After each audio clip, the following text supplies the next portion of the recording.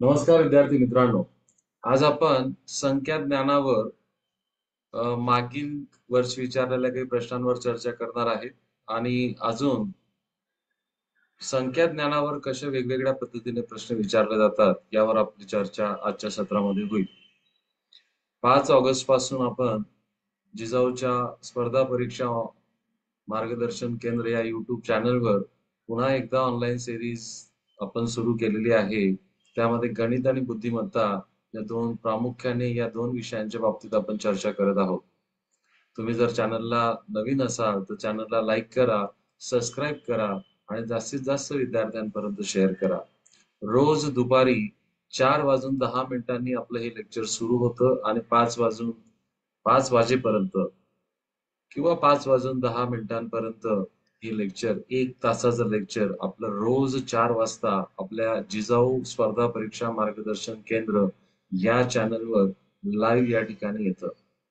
आणि सर्वांना त्यासाठी विनंती आहे की आपण आपला 4 ते 5 हा वेळ काढून ठेवा. समजा तुम्हाला 4 ते 5 या वेळामध्ये हे लेक्चर अटेंड करणं शक्य झालं नाही तर तुम्ही नंतर तुम्हाला जसा वेळ भेटेल तसं बघा. परंतु लेक्चर जितकं तुम्ही लाईव्ह बघितलं तेवढा त्याचा बेनिफिट खूप जास्त असतो, कारण लाईव्ह लेक्चरला आपण पुढे फॉरवर्ड करू शकत नाही, लक्षात घ्या. रेकॉर्डेड जर नंतर तुम्ही 5 वाजेनंतर जर ते सेशन बघितलं तर तुम्हाला जो पार्ट तुम्हाला आवडत नाहीये किंवा जो पार्ट तुम्हाला असं वाटतं की आता लवकर संपवायचं तर तुम्ही फॉरवर्ड करतात त्या केसमध्ये. पण लाईव्ह सेशन मध्ये तुम्हाला फॉरवर्ड करण्याचा ऑप्शन नसतो, म्हणून तुम्हाला ते बळजबरीने का होईना पण तुम्हाला ते ऐकावं लागतं. आणि ते ऐकत असताना बऱ्याच गोष्टी आपल्या ध्यानात येतात, लक्षात येतात, जे आपल्या परीक्षेमध्ये प्रश्न सोडवण्यासाठी उपयोगीच्या असतात. मागच्या सेशन्स मध्ये मी तुम्हाला काही कंपल्सरी गोष्टी सांगितल्या होत्या. त्यामध्ये 1 ते 30 पर्यंतचे पाढे तुमचे पाठ असले पाहिजे. 1 ते 30 पर्यंतचे वर्गसंख्या तुमच्या पाठ असल्या पाहिजे. 1 ते 20 पर्यंतच्या घनसंख्या पाठ असल्या पाहिजे आणि 1 ते 100 पर्यंतच्या मूळ संख्या तुमच्या जर पाठ असतील तर बरचसं काम तुमचं या ठिकाणी सोपं होणार आहे. आणि 1 ते 11 पर्यंतच्या विभाज्यतेच्या कसोट्या विभाज्यतेच्या कसोट्या आपल्या पाठ असल्या पाहिजे. ओके, विभाज्यतेच्या कसोट्या. एवढं पाठांतर तुम्ही काहीतरी एक विशिष्ट दिवसातली एक वेळ ठरवली आणि त्या पद्धतीने तुम्ही जर पाठांतर केलं किंवा याचे काही चार्ट्स बनवून घेतले आणि ते चार्ट्स तुम्ही तुमच्या स्टडी रूम मध्ये चिपकवले तरी देखील ती मेथड फार कामी येऊ शकते तुम्हाला हे पाठांतर करण्यासाठी. पाठांतर करण्यासाठी तुम्ही 10वी 12वी मध्ये ज्या पद्धती वापरल्या होत्या त्या पद्धतीची पुन्हा एकदा उजळणी करा आणि हे कोणत्याही परिस्थितीत व्हायला पाहिजे अशा पद्धतीने तयारी ठेवा. पहिला प्रश्न आपल्या समोर आलाय बघा, मूळ संख्या ओळखा. मी मागच्या वेळेस तुम्हाला 1 ते 100 पर्यंतच्या 25 मूळ संख्या लिहून दिल्या होत्या आणि त्या मूळ संख्यांचं पाठांतर देखील मी तुम्हाला करायला लावलं होतं की 25च्या 25 मूळ संख्या तुमच्या पाठ असल्या पाहिजे. आता 4 ही मूळ संख्या नाही, 6 नाही, 9 पण नाही, तर या दिलेल्या संख्येमधली मूळ संख्या कुठली आहे? 7 आहे. मूळ संख्यांची व्याख्या द्यायची झाली तर मूळ संख्यांची व्याख्या आपण कशी देतो विद्यार्थी मित्रांनो? ज्या संख्येला 1 किंवा त्याच संख्येने भाग जातो, 1 आणि त्याच संख्येने एकाने भाग जातो आणि दुसरा भाग जाणारी संख्या तीच संख्या असते, अशा संख्यांना आपण मूळ संख्या म्हणतो. आणि 1 ते 100 मध्ये एकूण 25 मूळ संख्या आहेत. पुढचा प्रश्न बघा, खालीलपैकी संयुक्त संख्या ओळखा. संयुक्त संख्या म्हणजे ज्या संख्यांना दोनापेक्षा जास्त संख्यांनी भाग जातो आणि सर्वात लहान संयुक्त संख्या 4 आहे. सर्वात लहान. काही गोष्टी लिहून घ्या. पेपर पेन्सिल तुमच्या हातात असू द्या. सर्वात लहान संयुक्त संख्या, सर्वात लहान संयुक्त संख्या कुठली आहे? 4 आहे. आता 4 काय बघा, 4ला एकाने भाग जातो, 4ला 2ने भाग जातो आणि 4ला स्वतःने देखील भाग जातो आणि म्हणून ती संयुक्त संख्या, लहान संयुक्त संख्या. तर खालील दिलेल्यामध्ये बघा, ही मूळ संख्या आहे, 13 मूळ संख्या आहे, 17 देखील मूळ संख्या आहे, 19 देखील मूळ संख्या आहे. पण 21 जर बघितले आपण, 21 ही मूळ संख्या नाही, कारण 21ला एकाने भाग जातो, 21ला 3ने भाग जातो, 21ला 7ने भाग जातो आणि 21ला स्वतःने देखील भाग जातो आणि म्हणून दिलेल्या संख्यांपैकी संयुक्त संख्या ही 21 आहे, जो पर्याय क्रमांक 4 तुमचा या ठिकाणी आहे. पुढचा पर्याय बघा, प्रश्न बघा. 71 ते 100 पर्यंत किती मूळ संख्या येतात? आणि म्हणून मी तुम्हाला म्हटलं होतं बघा मागच्या वेळेस, की तुमच्या कमीत कमी 100 पर्यंतच्या मूळ संख्या पाठ असल्याच पाहिजे.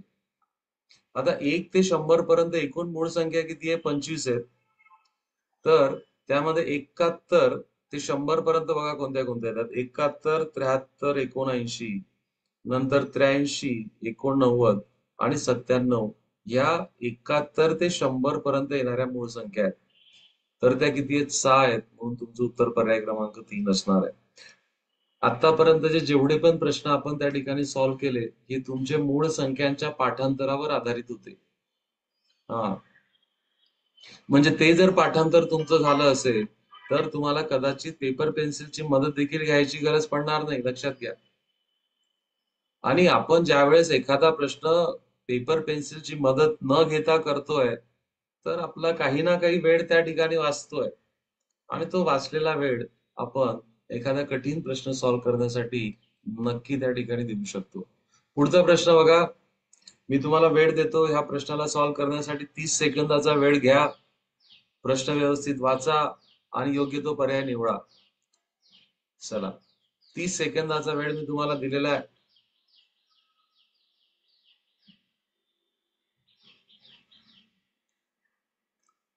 खालील माहिती वाचून योग्य पर्याय लिहा. आता आपण जी चर्चा केली त्यावरच हा प्रश्न आहे. 1 ते 100 पर्यंत 25 मूळ संख्या आहेत. येस, तर हे विधान सत्य आहे, हे बरोबर आहे.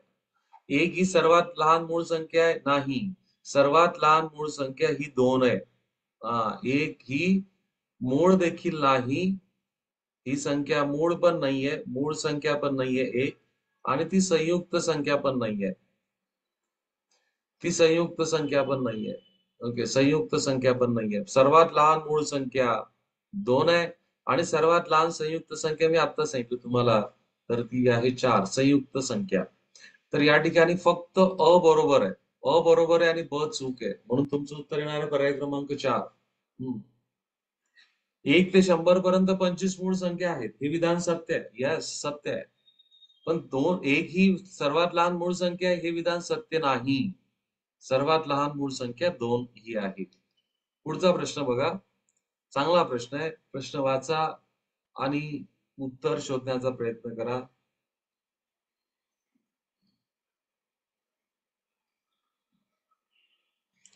आठवा, मी तुम्हाला कालच 1 ते 100 पर्यंतच्या मूळ संख्या लिहून दिल्या होत्या. 2, 3, 5, 7, 11, 13, 17, 19, 23, 29, 31, 37, 41, 43, 47, 53, 59, 61, 67, 71, 73, 79, 83, 89 आणि 97 ह्या 1 ते 100 पर्यंत येणाऱ्या 25 मूळ संख्या आहेत.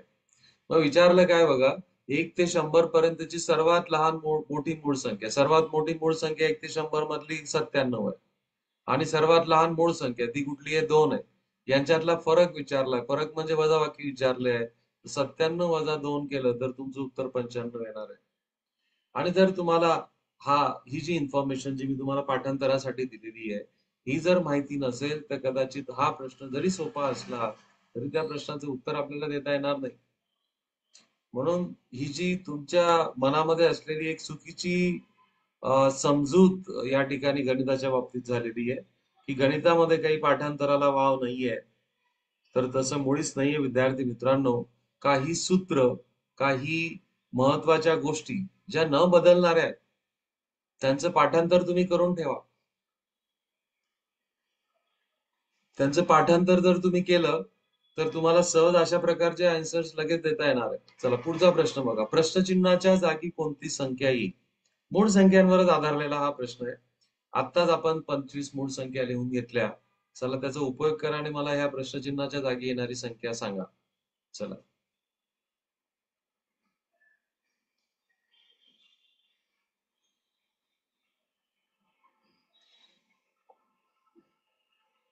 ओके. 11 बघा, 11 नंतरची मूळ संख्या कुठली येत होती? 13 आणि 17. त्याच्यानंतर काय घेतला गेला? 19. त्याच्यानंतर 23 आणि 29 दोन मूळ संख्या टाकल्या गेल्या. त्याच्यानंतर घेतला 31. 31 नंतर 37 आणि 41 ड्रॉप केला. त्याच्यानंतर घेतला 43. म्हणजे दोन दोन संख्या, मूळ संख्यांचा गॅप त्यामध्ये क्रिएट होतोय. दोन दोन मूळ संख्यांचा गॅप. 43 नंतरची मूळ संख्या 47 आणि 53 हे जर गेले तर तुमचं 59 उत्तर त्या ठिकाणी यायला पाहिजे. तर या प्रश्नचिन्हाच्या जागी येणारी संख्या ही 59 असणार आहे. येस, 59 असणार आहे. पुन्हा मूळ संख्यांवर आधारलेला हा प्रश्न आपण या ठिकाणी केला. म्हणजे जर ही इन्फॉर्मेशन आपल्याकडे असेल तर तो प्रश्न वेगवेगळ्या स्वरूपामध्ये आपल्याला विचारला जाऊ शकतो. येस. चला, पुढचा प्रश्न. सर्वात मोठी 5 अंकी विषम संख्या आणि सर्वात लहान 4 अंकी समसंख्या यांच्यातला फरक कोणता? किंवा यांच्यातला फरक किती येईल? आता बघा, या इन्फॉर्मेशन साठी सर्वात लहान आणि सर्वात मोठी या ठिकाणी मी लिहितो. सर्वात लहान आणि सर्वात मोठी.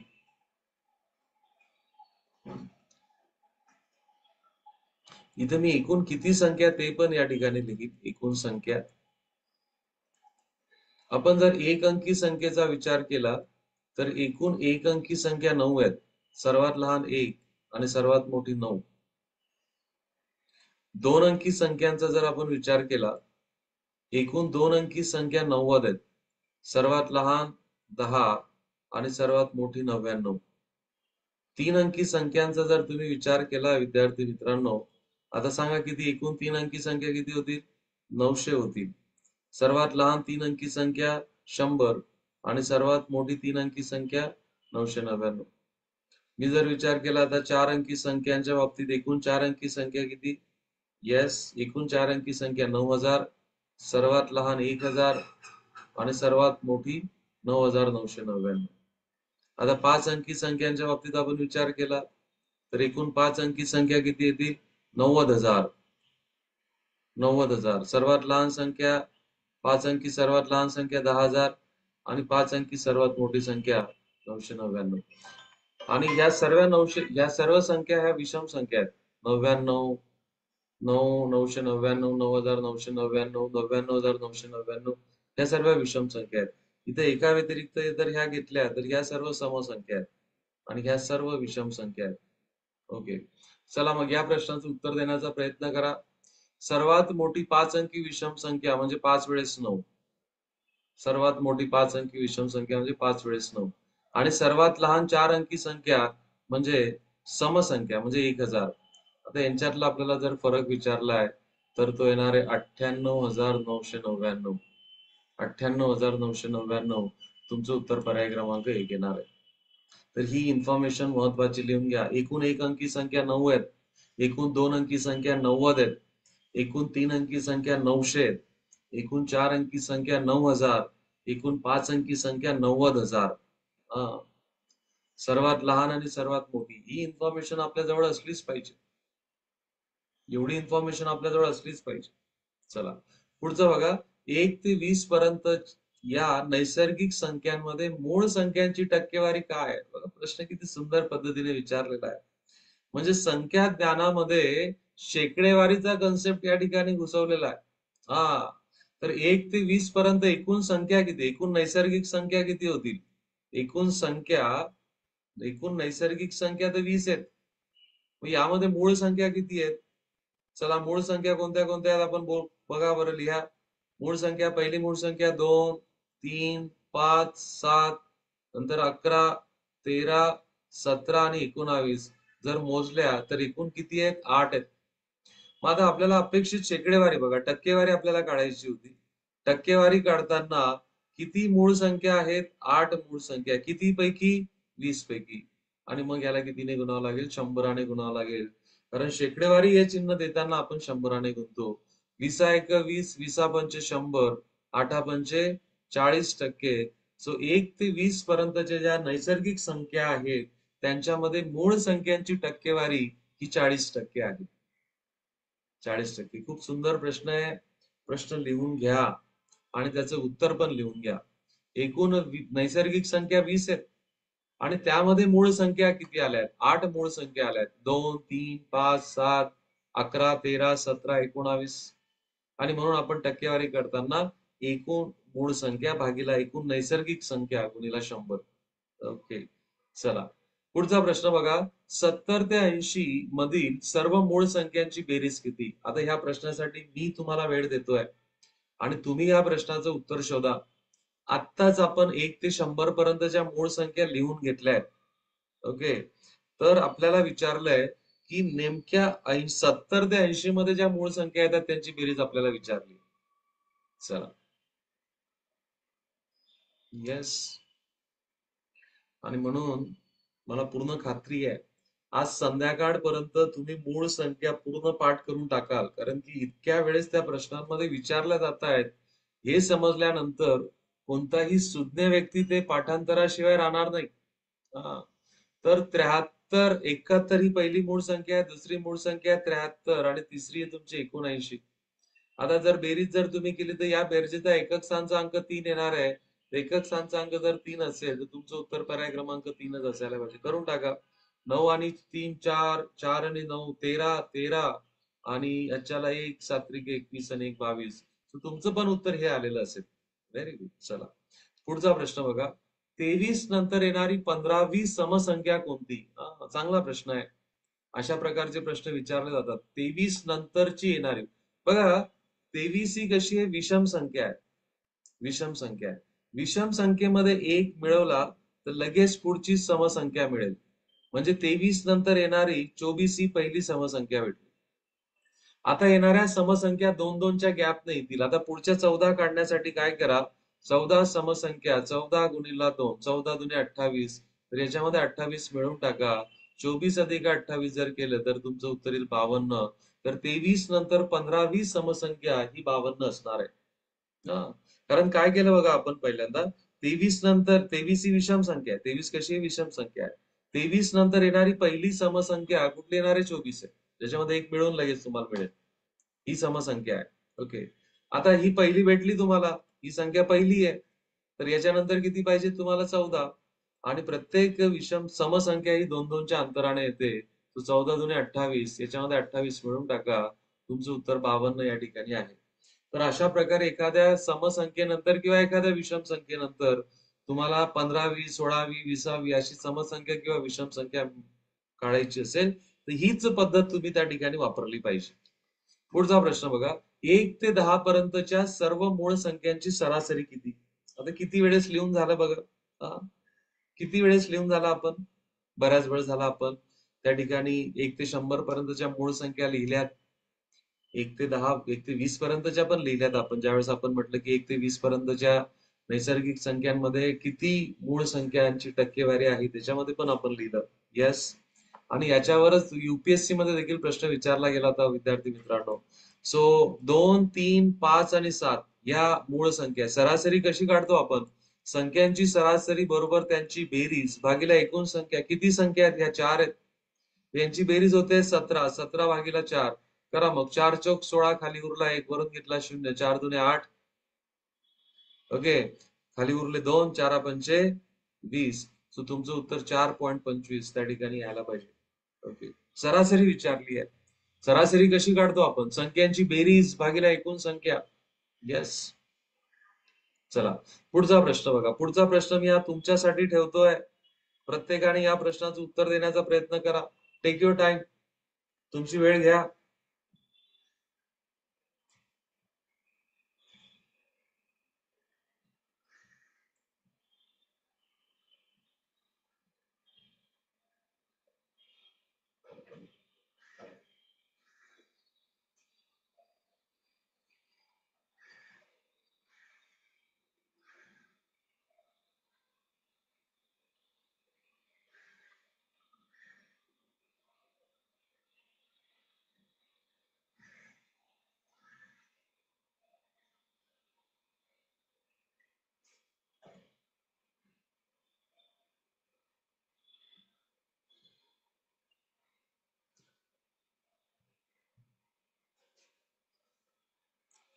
तर बघा या ठिकाणी आपल्याला विचारलंय की 21 ते 40 पर्यंत येणाऱ्या मूळ संख्यांची सरासरी किती. तर मग आपण सरासरी काढताना सर्व संख्यांची बेरीज करू आपण आणि जितक्या संख्या असतील त्याच्याने भागून टाकू. सो 23 नंतर 29 नंतर 31 आणि 37 अख्खे चारच त्या ठिकाणी संख्या येतात. बेरीज करा यांची. 3 आणि 9 12, 12 आणि 1 13, 13 आणि 7 20, चला 2, 3 आणि 2 5, 5 आणि 3 8, 8 आणि 2 10, 10 आणि 2 12 आणि भागीला आपण 4 करतोय. सो 4 त्रिक 12, काही गडबड तर नाही होते बघा. 6, 6 आणि 3 9, 9 आणि 2 11. ओके.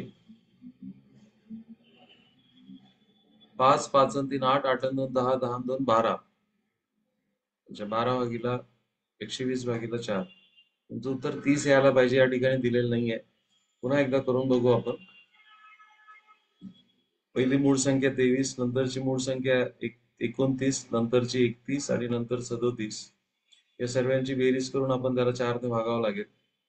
7 आणि 1 8, 8 आणि 9 17, 17 आणि 3 20, 20 चा 0 चला 2, 3 आणि 2 5, 5 आणि 3 8, 8 आणि 2 10, 10 आणि 2 12 आणि 120 भागीला 4. म्हणजे तुमचं उत्तर 30च असायला पाहिजे, पर्यायांमध्ये 30 दिलेलं नाहीये. ओके, चला पुढचा प्रश्न चांगला आहे बघा. जोडमूळ संख्या. आता बघा, मूळ संख्या म्हणजे ज्या संख्यांना एक आणि त्याच संख्येने भाग जातो यांना आपण मूळ संख्या असं म्हणतो. पण जोडमूळ संख्या आपण कोणाला म्हणतो बघा, ते समजून घ्या पहिल्यांदा आणि मग मला या प्रश्नाचं उत्तर द्या. जोडमूळ संख्या ज्या दोन मूळ संख्यांमध्ये दोनचा फरक असतो. सो पहिली जोडमूळ संख्यांची जोडी 3 आणि 5 आहे. दुसरी मूळ संख्यांची जोडी 5 आणि 7 आहे. नंतर 11 आणि 13. ओके. 17 आणि 19 नंतर 29 आणि 31. सो दोन मूळ संख्यांमधला फरक जर 2 असेल तर त्यांना आपण जोडमूळ संख्या असं म्हणतो. मग बघा, जोडमूळ संख्या म्हणजे काय?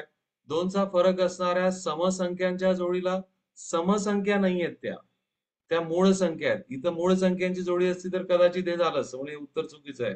सर्व मूळ संख्यांना जोडमूळ संख्या म्हणू का आपण? नाही. दोनचा फरक असणाऱ्या मूळ संख्यांच्या जोडीला, हे बरोबर आहे. दोनचा फरक असणाऱ्या मूळ संख्यांच्या जोडीला आपण जोडमूळ संख्या म्हणतो. इंग्रजीमध्ये त्याला म्हणतात ट्विन प्राईम नंबर्स. इंग्रजीमध्ये त्याला म्हणतात ट्विन प्राईम नंबर्स. लक्षात घ्या. 1 ते 100 पर्यंत या ठिकाणी जर तुम्ही विचार केला, 1 ते 100 पर्यंत अशा 8 जोड्या तुम्हाला भेटतायत. त्याच्यावर पण कदाचित प्रश्न विचारला जातो. कोणत्या कोणत्या 8 जोड्या आहेत बघा. 3 5 एक जोडी आहे. नंतर 5 7 11 13 नंतर 17 19 नंतरची जोडी 29 31 नंतर 41 43 नंतर 59 61 आणि 71 आणि 73. तर ह्या अशा 8 जोड्या आहेत जोडमूळ संख्यांच्या. लिहून घ्या, ह्या महत्वाच्या गोष्टी आहेत. प्रश्न चर्चा करत असताना ह्या गोष्टी ऑटोमॅटिक येत आहेत, तर त्यांची नोंद घ्या. नोंद घ्या त्यांची. चला पुढचा प्रश्न आपल्याला चर्चा करायचा आहे. जोडमूळ संख्यांची व्याख्या आपण बघितली की दोनचा फरक असणाऱ्या मूळ संख्यांच्या जोडीला आपण जोडमूळ संख्या म्हणतोय. आणि 1 ते 100 पर्यंत अशा एकूण 8 जोड्या येतात जोडमूळ संख्यांच्या. आणि तोच प्रश्न विचारला गेला होता. 1 ते 100 पर्यंत जोडमूळ संख्यांच्या किती जोड्या आहेत? येस, 1 ते 100 पर्यंत जोडमूळ संख्यांच्या 8 जोड्या आहेत. 8 जोड्या आहेत. माहिती असेल तर एका सेकंदामध्ये उत्तर येणार आहे. पुढचा प्रश्न बघा. खालीलपैकी कोणती जोडमूळ संख्यांची जोडी आहे? आहे असा प्रश्न विचारलाय. 30 सेकंदाचा वेळ देतोय मी तुम्हाला, करण्याचा प्रयत्न करा. कोणती जोडमूळ संख्यांची जोडी आहे? जोडमूळ संख्या म्हणजे दोनचा फरक असणाऱ्या मूळ संख्यांची जोडी. दोनचा फरक असणाऱ्या मूळ संख्यांची जोडी. 31 आणि 33 नाहीये. जरी 31 मूळ संख्या असली तरी 33 मूळ संख्या नाहीये. आता 2 आणि 3 दोघं जरी मूळ संख्या असल्या तरी त्यांच्यातला फरक 2 नाहीये म्हणून हे पण केलं. 97 मूळ संख्या पण 99 नाहीये म्हणून ही पण चालणार नाही. दोनचा फरक आहे त्यांच्यामध्ये, पण त्या दोघं मूळ संख्या पाहिजे म्हणून जोडमूळ संख्यांची जोडी 41 आणि 43 आहे. येस. चला पुढचा बघा प्रश्न आलाय आपल्या समोर आणि मी तुम्हाला पुन्हा वेळ देणार आहे. 30 ते 40 सेकंदाचा वेळ मी तुम्हाला देतोय. खालीलपैकी कोणत्या संख्येला 3 ने निशेष भाग जातो? चला आठवा, तिनाची कसोटी आपण काय घेतली होती? तिनाची कसोटी आपण घेतलेली आहे. ज्या संख्येच्या अंकांच्या बेरजेला 3 ने भाग जातो त्या पूर्ण संख्येला 3 ने भाग जातो. आणि मग आपल्याला या ठिकाणी एक एक पर्याय चेक करून बघावा लागेल. पहिला जर पर्याय बघितला तर 7 अधिक 5 अधिक 5 अधिक 3, तर 7 5 12, 12 आणि 8 20 होतात. 20ला 3 ने भाग जात नाही म्हणून या पूर्ण संख्येला 3 ने भाग जाणार नाही. पुढचा 1 अधिक 7 8, 8 आणि 3 11, 11 आणि 3 14 यांची बेरीज होते. पुन्हा 14ला 3 ने भाग जात नाही म्हणून पूर्ण संख्येला 3 ने भाग जाणार नाही. पुढचा बघा 2 अधिक 3 5, 5 आणि 5 10, 10 आणि 2 12, 12ला 3 ने भाग जातो आणि म्हणून 2352 या संख्येला देखील 3 ने निशेष भाग जाईल. 3 ने निशेष भाग जाईल. चौथा पर्यायाची पण बेरीज करून घेऊ आपण प्रॅक्टिस मध्ये. 9 अधिक 8 17, 17 आणि 5 22, 22 आणि किती होतोय 23, 23ला 3 ने भाग जात नाही म्हणून ह्या पण संख्येला 3 ने भाग जाणार नाही. 3 पर्याय तुमचे कॅन्सल झाले. तुमचा उत्तराचा पर्याय क्रमांक 3 असणार आहे. ओके, चला पुढचा प्रश्न आपल्या समोर आलेला आहे. खूप चांगला प्रश्न आहे हा. 14/35 हा अपूर्णांक कोणत्या पर्यायाचा सममूल्य अपूर्णांक आहे? सममूल्य अपूर्णांक म्हणजे ज्या अपूर्णांकांची किंमत सारखी आहे असे अपूर्णांक. सममूल्य, सम म्हणजे सारखे, मूल्य म्हणजे किंमत. ओके, तर आपल्याला प्रत्येक या पर्यायांमध्ये दिलेली प्रत्येक वजाबाकी आणि बेरीज करून बघावी लागेल. सर्वात शेवटी बघा, सर्वात सोपी बेरीज, सर्व बेरीजा सोप्या आहेत कारण दोघांचे छेद सारखे आहेत.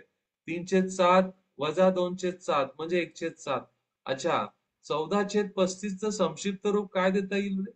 काय देता येईल? हा, कोण सांगतंय? 14/35 14/35 च संक्षिप्त सिम्पलेस्ट फॉर्म काय देता येईल याला? न्यूमरेटर डिनॉमिनेटरला कोणत्या संख्येने भाग जातोय? अंशाला आणि छेदाला?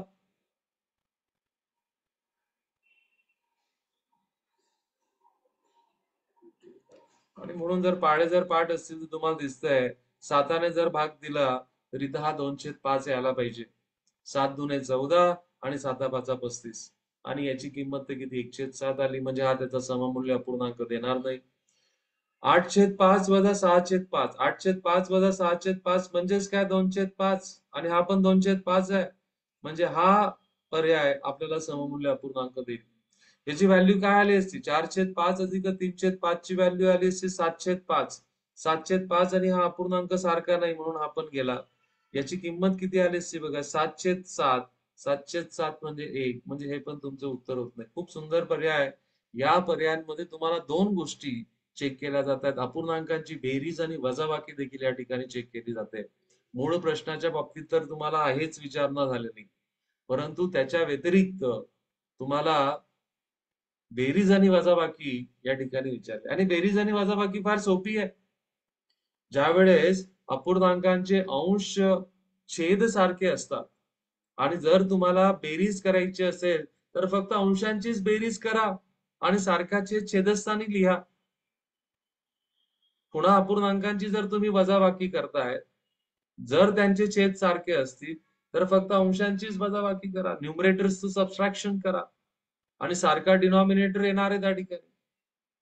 हो, हा, ते जर सारखे नसतील, छेदस्थानची संख्या सारखे नसतील तर मग आपण छेदांचा लसावी घेतो आणि त्यांना सारखे करण्याचा प्रयत्न करतो. खूप सुंदर प्रश्न हा आपल्या समोर आला होता. पुढचं बघा, खालीलपैकी पदावलीचे योग्य उत्तर असणारा पर्याय निवडा. पदावलीचा नियम. पदावलीचा नियम याच्यासाठी तुम्हाला बोर्डमासची ओळख आहे विद्यार्थी मित्रांनो. बोर्डमास म्हणजे एखाद्या गणितीय क्रियेमध्ये बेरीज, वजाबाकी, गुणाकार, भागाकार या चारही क्रिया जर एकत्र येत असतील तर पहिल्यांदा भागाकाराला प्राधान्य द्यावं, पहिल्यांदा डिव्हिजन करावी, मग नंतर मल्टिप्लिकेशन करावं आणि मग नंतर ऍडिशन आणि सबट्रॅक्शन. पहिल्यांदा भागाकार, नंतर गुणाकार, नंतर बेरीज आणि मग नंतर वजाबाकी. हा नियम आपल्याला पदावलीमध्ये आपल्याला त्याची काळजी घ्यावी लागते. चला आपण करण्याचा प्रयत्न करू. प्रत्येकाने पेपर पेन्सिल वापरा. पहिला पर्याय बरोबर आहे का? म्हणजे या डाव्या बाजूचं उत्तर हे 27 येतंय का चेक करून घ्या. 24 वजा 15 मी गुणाकार करतो आता. 3×5=15. आता 24 वजा 12 अधिक 15 म्हणजे अधिक 3. सो 24 आणि 3 किती झाले? 27. तो पहिलाच पर्याय बरोबर आहे. पहिलाच पर्याय बरोबर आहे. सर्व चेक करून घेऊ बरोबर येत आहेत का बघा. दुसऱ्या ह्याच्यामध्ये काय झालं असतं बघा. 18 वजा 10 अधिक गुणाकार करून घ्या पहिल्यांदा. 3 दुने 6. मग 18 वजा 10 किती झाले? 8. 8 अधिक 6 किती झाले? 8 अधिक 6 14. पण इकडे तर काय दिलंय? 2. म्हणजे हा पर्याय चुकीचा आहे. नंतर तिसऱ्या पर्यायामध्ये बघा. 15 गुणिला 18 पहिला 12 करून घ्या. 15 गुणिला 12 केले तर 180 होतात. वजा 2 अधिक 4. ओके. सो 180 वजा 2 केलं तर किती होतील? 178 होतील. 178 आणि 4 182 होतात. पण इकडे तर 176 लिहिले म्हणजे हा पण पर्याय गेला. चौथा पण करून बघू. बघा आपण प्रॅक्टिस मध्ये म्हणून आपण प्रत्येक करून बघतोय, आपला सराव होईल. पण परीक्षेमध्ये तुम्हाला पहिल्या उत्तराला पर्यायाला तुमचं कॉल होऊन गेला, उत्तर बरोबर येतंय, योग्य उत्तर देते म्हणजे तोच पर्याय. आपण पर्याय या ठिकाणी चेक करतोय कारण आपण प्रॅक्टिस मध्ये. 18 आता भागाकार पहिल्यांदा करा. 30/3 म्हणजे किती आले? 10. 10 गुणिला 2. आता 10 गुणिला 2 किती होतील? करा गुणाकार करून घ्या. 10 दुने 20. सो हे उत्तर 38 यायला पाहिजे. इथं 32 लिहिलंय. म्हणजे तुमचा पहिलाच पर्याय योग्य होता, ज्यामध्ये पदावलीचे उत्तर योग्य असणारा हा पर्याय त्या ठिकाणी आहे. ओके. बघा वेगवेगळ्या पद्धतीच्या प्रश्नांवर या ठिकाणी चर्चा होते आणि म्हणून जिजाऊच्या माध्यमातून जे हे सत्र घेतले जात आहेत, यामध्ये एकच विचार आहे की तळागाळातले विद्यार्थी, गाव पाड्यातले विद्यार्थी, जे विद्यार्थी शहरामध्ये तालुक्याच्या ठिकाणी अकॅडमीज वर पोहोचू शकत नाही, त्यांना काही अडचणी आहेत, तांत्रिक अडचणी आहेत, आर्थिक अडचणी आहेत आणि या अडचणींवर मात व्हावी, तरी सुद्धा त्यांची गुणवत्ता त्यांना दाखवता यावी आणि म्हणून हा विचार जिजाऊने करून ऑनलाईन पद्धतीने हे मार्गदर्शन सुरू आहे. संपूर्ण महाराष्ट्रामध्ये काही विशिष्ट ठिकाणी ऑफलाईन आणि सर्वच ठिकाणी ऑनलाईन पद्धतीचं हे मार्गदर्शन सुरू आहे. गणित आणि बुद्धिमत्तेसाठी मी खेमचंद्र पाटील रोज तुम्हाला 4 ते 5 संध्याकाळी 4 ते 5 या वेळामध्ये भेटणार आहे. आणि मी आग्रह धरेल की तुम्ही हा व्हिडिओ, हे पर्टिक्युलर सेशन, लाईव्ह सेशनच अटेंड करा. लाईव्ह सेशन अटेंड करण्याचा इम्पॅक्ट फार जबरदस्त असतो. मी मागच्या पण वेळेस तुम्हाला सांगितलं होतं की तुम्हाला असं अनुभव तुम्हाला येईल की हे आपण ऑफलाईनच शिकतोय. इतक्या हळुवार पद्धतीने तुम्हाला समजेल, रुचेल या भाषेमध्ये या ठिकाणी मी बोलतोय. प्रश्न हे आपल्या परीक्षेच्या गरजेनुसार घेतले गेलेले आहेत. जर तुम्ही पोलीस भरती आणि सरळ सेवा किंवा स्टाफ सिलेक्शनचा MTS एक्झामची जर तयारी करत असाल, तर त्या लेवलची डिफिकल्टी आपण या ठिकाणी चर्चा करतोय. प्रत्येक परीक्षेमध्ये हे टॉपिक्स तर आहेत, परंतु प्रत्येक परीक्षेची गरज वेगवेगळी आहे. काठिण्य पातळीचा डिफरन्स हा प्रत्येक परीक्षेमध्ये आपल्याला जाणवेल. पोलीस भरतीची परीक्षा आणि MPSC ची परीक्षा यांच्या डिफिकल्टी लेवल मध्ये नक्की फरक तुम्हाला जाणवेल. लक्षात घ्या. आणि त्या अनुषंगाने आपल्याला हे मार्गदर्शन केलं जात आहे.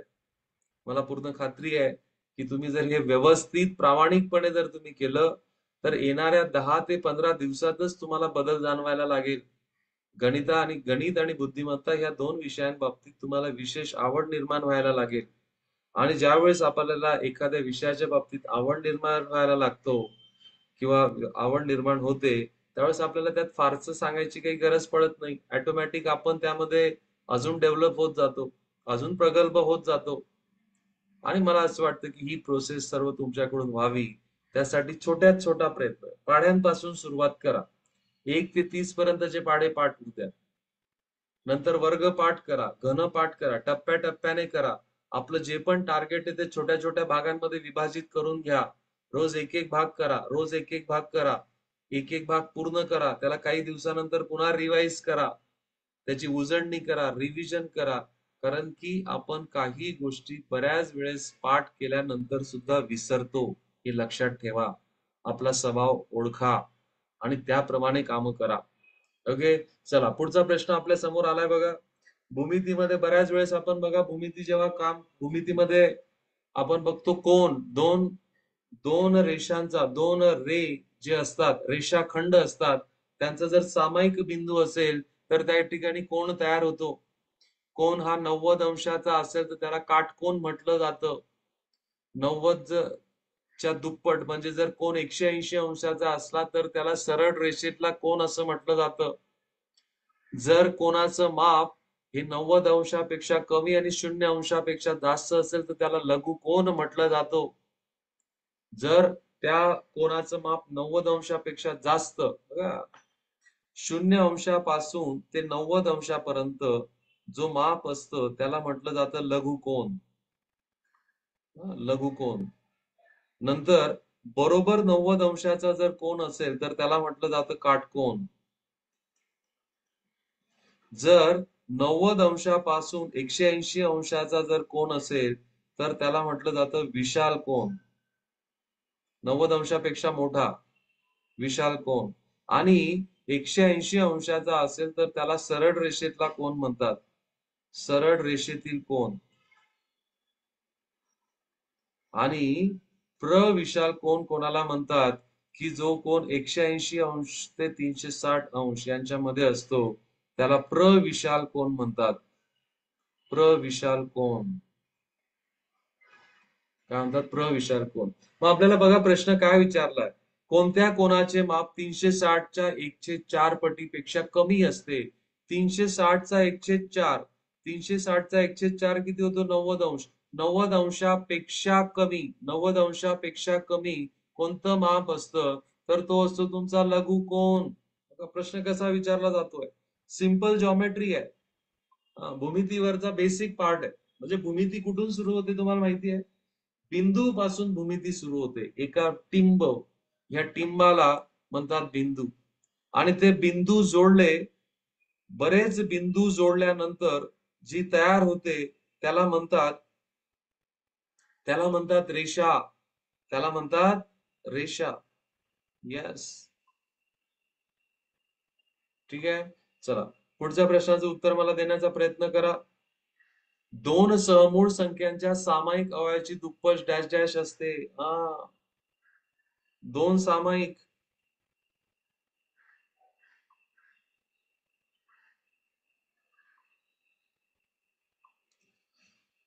दोन सामायिक, दोन सामायिक संख्यांच्या दोन सहमूळ. सहमूळ संख्या म्हणजे काय हे समजून घ्यावं लागेल पहिल्यांदा. समजा 25 व 8 ही सहमूळ, या दोन्ही सहमूळ संख्या आहेत. सहमूळ. सह म्हणजे काय? सोबत मूळ आहेत. म्हणजे बघा याचा अर्थ काय होतो. 25 चे जर मी अवयव पाडले तर 25 चे अवयव 5 गुणिला 5 गुणिला 1 असं असेल. 8 अवयव पाडले तर 2 गुणिला 2 गुणिला 2 गुणिला 1 असं असेल. तर यांच्यामध्ये एका व्यतिरिक्त कोणताही सामायिक अवयव नाहीये. ज्या वेळेस संख्यांच्या अवयवांमध्ये एका व्यतिरिक्त कोणताही सामायिक अवयव नसेल, अशा अशा संख्यांना सहमूळ संख्या असं म्हणतात. सोबत मूळ आहेत आणि त्यांचा सामायिक अवयव एक असतो. चला मग मला उत्तर देण्याचा प्रयत्न करा. काय येणार आहे तुमचं उत्तर? येस. दोन सहमूळ संख्यांचा सामायिक अवयव एक असतो आणि त्याची दुप्पट किती येणार आहे? 2. तुमचं उत्तर पर्याय क्रमांक 4 येणार आहे.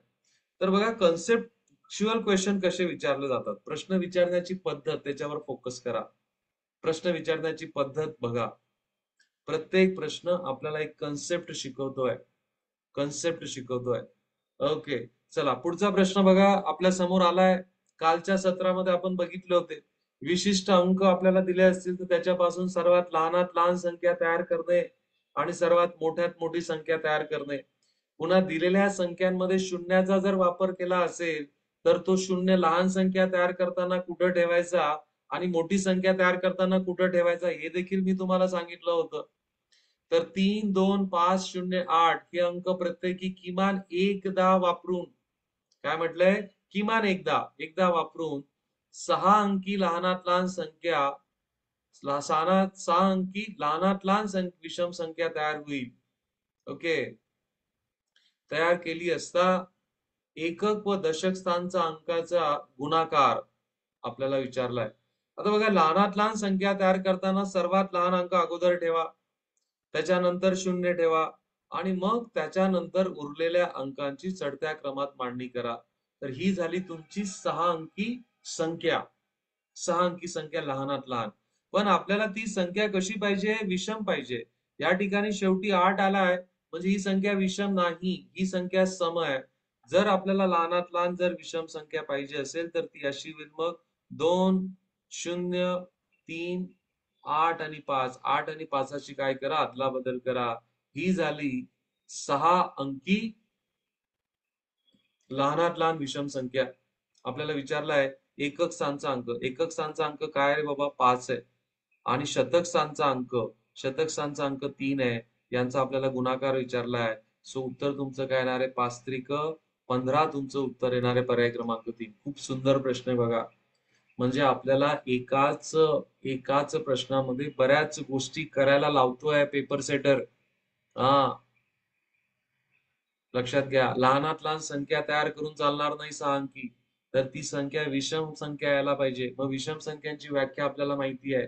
ज्या संख्यांच्या एकक स्थानी 1, 3, 5, 7 किंवा 9 यापैकी एकही अंक आल्यास त्याला आपण विषम संख्या म्हणतो. चला, पुढचा प्रश्न आपल्या समोर आलाय. नफा तोटावरचा हा प्रश्न आहे. निशाने 1350 रुपयाला घेतलेली वस्तू 1730 रुपयाला विकली, तर त्या व्यवहारात किती नफा किती तोटा झाला? आपल्याला माहिती आहे शेकडा नफा आणि तोटा हा 2 गोष्टींवर ठरतो. नफा तोटा कोणत्या गोष्टींवर ठरतो? 2 गोष्टींवर. ज्या वेळेस विक्री किंमत ही मोठी असेल कोणापेक्षा? खरेदी किमतीपेक्षा, त्या व्यवहारात नेहमी नफा होतो. आणि ज्या व्यवहारात विक्री किंमत ही लहान असेल खरेदी किमतीपेक्षा, तर त्या व्यवहारात काय होतं? तोटा होतो. तर मग इथं त्याने कितीला विकली आहे? 1730 रुपयाला विकली आहे. आणि 1350 रुपयाची वस्तू होती घेतलेली, तर नक्की नफाच होणार आहे, तोटा होणार नाही. म्हणून तोटावाले पहिल्यांदा पर्याय उडवून टाका. सो तुमचं उत्तर येणार आहे 1730 विक्री किंमत वजा खरेदी किंमत 1350 यांची जर वजाबाकी जर तुम्ही केली तर या ठिकाणी 80 कॅरी 1 होऊन जाईल. सो तुमचं उत्तर या ठिकाणी येणार आहे 380. तुमचं उत्तर येणार आहे. तुमचं उत्तर पर्याय क्रमांक 4 असेल. 380 रुपये त्या ठिकाणी नफा होतोय. आपल्याला माहिती आहे शेकडा नफा आणि शेकडा तोटा देखील विचारला जातो. शेकडा नफा आणि शेकडा तोटा हा नेहमी खरेदी किमतीवरच काढला जातो, पण आपल्याला इथं निव्वळ नफा विचारलेला आहे. पुढचा प्रश्न बघा, हा कन्व्हर्जन वरचा आहे. असे पण प्रश्न विचारले जातात. आपल्याला सर्वांना माहिती आहे 1 किलोग्रॅम म्हणजे किती ग्रॅम? 1 किलोग्रॅम म्हणजे 1000 ग्रॅम. मग आपल्याला यांची जर बेरीज करायची आहे तर ह्या 12 किलोग्रॅमला आपल्याला ग्रॅम्स मध्ये कन्व्हर्ट करावं लागेल. मग 1 किलोग्रॅमची किंमत जर 1000 ग्रॅम होत असेल तर सांगा मग 12 किलोग्रॅमची किंमत किती होणार आहे? 12 किलोग्रॅम म्हणजे किती? Yes, 12,000 gram. 12,000 ग्रॅम. मग चला याच्यात ऍड करून टाकू आपण. 1350 ऍड करून टाकू. 1350 हे पण ग्रॅम आहेत. जर तुम्ही ऍड केले तर 13350 एवढे ग्रॅम्स येतील. आणि ह्या ग्रॅम्स जर तुम्हाला पुन्हा किलोग्रॅम्स मध्ये रूपांतर करायचं असेल तर आपल्याला हजाराने भागावं लागेल. आणि हजाराने जर तुम्ही भागितलं तर तुमचं उत्तर 13.350 किलोग्रॅम्स येणार आहे. इथं ग्रॅम लिहिलंय, आपल्याला किलोग्रॅम्स पाहिजे. तुमचं उत्तर पर्याय क्रमांक 3 येणार आहे. आणि तुम्हाला संभ्रमात टाकण्यासाठी वेगवेगळ्या पद्धती वापरल्या जातात. आपल्याला संभ्रमात टाकण्यासाठी काही काही लोक हे 350 अधिक 12 करून 362 उत्तर पण लिहून येतील. हा, वाटतं आपल्याला तेव्हा आपण एकटे असतो म्हणून आपण काहीतरी उपद्व्याप करून येतो. परंतु लक्ष द्या, ठेवा की या ठिकाणी हे एकक आहेत. एकक सारख्या राशीमध्ये असले पाहिजे. किलोग्रॅमचं आपल्याला ग्रॅम्स मध्ये रूपांतर करावं लागेल आणि मग त्यांची बेरीज आणि वजाबाकी आपल्याला त्या ठिकाणी करता येईल. चला, पुढचा प्रश्न आणि शेवटचा प्रश्न बघा. हा प्रश्न आपल्याला 3 विधानं आपल्याला दिलेले आहेत आणि या ठिकाणी दोनाची कसोटी 7ची कसोटी आणि 14ची कसोटी ह्या तिघ कसोट्या आपण पहिल्या सत्रामध्ये याच्या बाबतीत आपण चर्चा केलेली आहे. यस, नक्की आपण पहिल्या सत्रामध्ये या बाबतीमध्ये चर्चा केलेली आहे. खालील विधाने वाचून योग्य पर्याय आपल्याला निवडायचा आहे. 182 ला 2 ने निशेष भाग जातो. दुसरा म्हणतो 182 ला 7 ने निशेष भाग जातो आणि 182 ला 14 ने निशेष भाग जातो. आता थोडंसं आठवा, दोनाची विभाज्यतेची कसोटी आपण काय म्हटलं होतं? ज्या संख्येच्या एकक स्थानी 0, 2, 4, 6 किंवा 8 यापैकी एकही अंक आल्यास त्या संख्येला 2 ने निशेष भाग जातो. मग मला सांगा 182 चा एकक स्थानचा अंक काय? 2 आहे. म्हणजे याला 2 ने भाग जाईल, हे सत्य आहे. 187 ला 7 भाग जातोय का? 182 ला 7 भाग जातोय का? जर तुम्हाला द्यायचं असेल देऊन बघा. 7 दुने 14, खाली किती उरले? इथं वजाबाकी केल्यानंतर 4 वरून घेतला 2, 7 सकम 42, पूर्ण भाग गेला, बाकी शून्य उरली म्हणजे 7 पण भाग जातो. आणि जर ज्या संख्येला 2 भाग जात असेल, 7 भाग जात असेल, त्याला 14 पण भाग जाईल. कारण 14ची कसोटी आठवा आपण अशी तयार केली होती, ज्या संख्येला 2 आणि 7 दोघांनी भाग जातो त्याला 14 भाग जाईल. याला 14 देखील भाग जातो. याला 14 देखील भाग जातो. आणि म्हणून तुमचं उत्तर आहे अ, ब, क हे तिघ बरोबर आहेत. तिघ बरोबर आहेत. प्रश्न विचारण्याची पद्धत समजून घ्या. एकाच प्रश्नामध्ये तुमच्या 3 विभाज्यतेच्या कसोट्या चेक करतोय. एकाच प्रश्नामध्ये 3 विभाज्यतेच्या कसोट्या तुमच्या चेक केल्या गेल्या आहेत. तर अशा प्रकारे विद्यार्थी मित्रांनो आपल्याला वेगवेगळे प्रश्न विचारून आपलं ज्ञान चेक केलं जातं.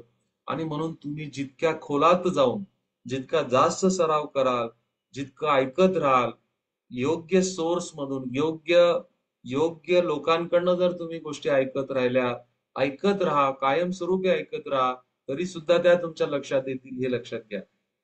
मला माहिती गणिताच्या बाबतीमध्ये एखाद तास एखाद्या व्यक्तीचं ऐकत राहणं हे थोडं कंटाळवाणं होतं. स्वाभाविक आहे, मान्य आहे, ऍग्री. बट आपल्याला पर्याय नाहीये. आपल्याला पर्याय नाहीये. आपण याला गणित ऑप्शन मध्ये टाकू शकतो का? नाही टाकू शकत. कारण की सिंहाचा वाटा आहे. हे दोघं विषय तुम्हाला तारू शकतात या परीक्षेमध्ये. तारू शकतात काय? तुम्हाला तुमची रँक पुढे येण्यासाठी या 2 विषयच तुम्हाला मदत करू शकतात. कारण की बाकीच्या विषयांचा अभ्यास सर्वच विद्यार्थी करतात. या विषयामध्ये थोडीशी कमतरता आपल्याला विद्यार्थ्यांच्या अभ्यासामध्ये भासते. आणि म्हणून तुम्ही इथं काम करा. इथं काम करा. जिथं नाही कोणी तिथं आम्ही याच्यावर विश्वास ठेवा.